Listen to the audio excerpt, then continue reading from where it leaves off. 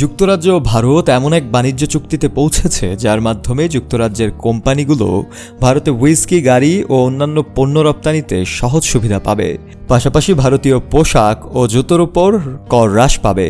তবে ব্রিটিশ সরকার জানিয়েছে ৩ বছর ধরে আলোচনার পর সম্পাদিত এই ঐতিহাসিক চুক্তিতে অভিবাসন সংক্রান্ত কোনো পরিবর্তন আনা হয়নি, এমনকি রাজ্যে অধ্যয়নরত ভারতীয় শিক্ষার্থীদের ক্ষেত্রেও নয়। ব্রিটিশ প্রধানমন্ত্রী কিয়ার স্টারমার বলেছেন, এই চুক্তি অর্থনীতিকে গতিশীল করবে এবং ব্রিটিশ জনগণ ও ব্যবসায়ের জন্য ইতিবাচক প্রভাব ফেলবে।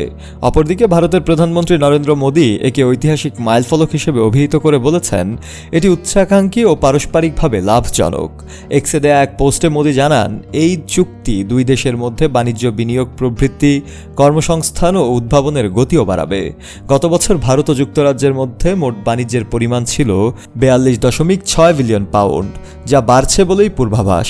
সরকার বলছে, এই চুক্তির ফলে 2040 সালের মধ্যে বার্ষিক বাণিজ্য 25.5 বিলিয়ন পাউন্ড পর্যন্ত বাড়বে। এই চুক্তি কার্যকর হতে সর্বোচ্চ 1 বছর সময় লাগতে পারে। চুক্তি বাস্তবায়িত হলে ভারতীয় পণ্যের ওপর শুল্ক হ্রাসের ফলে যুক্তরাজ্যের ভোক্তারা সরাসরি লাভবান হবেন বলে জানিয়েছে দেশটির ব্যবসা ও বাণিজ্য মন্ত্রণালয়। কর ছাড়ের সুবিধা পাবে পোশাক, জুতো, হিমায়িত চিংড়ি সহ খাদ্যদ্রব্য, গহনা এবং রত্ন পাথরও রয়েছে এর মধ্যে। সরকারের মতে এই চুক্তি যুক্তরাজ্যের পণ্য ভারতে রপ্তানি বাড়াতে সাহায্য করবে, যা অর্থনৈতিক প্রবৃদ্ধি এবং কর্মসংস্থান সৃষ্টি করবে।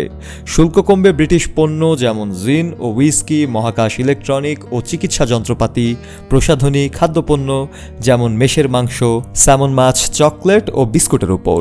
আলোচনার শুরুতে জিন ও হুইস্কির শুল্ক অন্যতম বড় বাধা ছিল।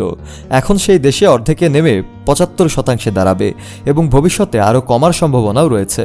চুক্তির আওতায় রয়েছে সেবা খাত ও সরকারি ক্রয় ব্যবস্থাও, যা ব্রিটিশ কোম্পানিগুলোকে আরও বেশি প্রতিযোগিতায় অংশ নেয়ার সুযোগ দেবে। শফিউল মাওলা, কালের কণ্ঠ।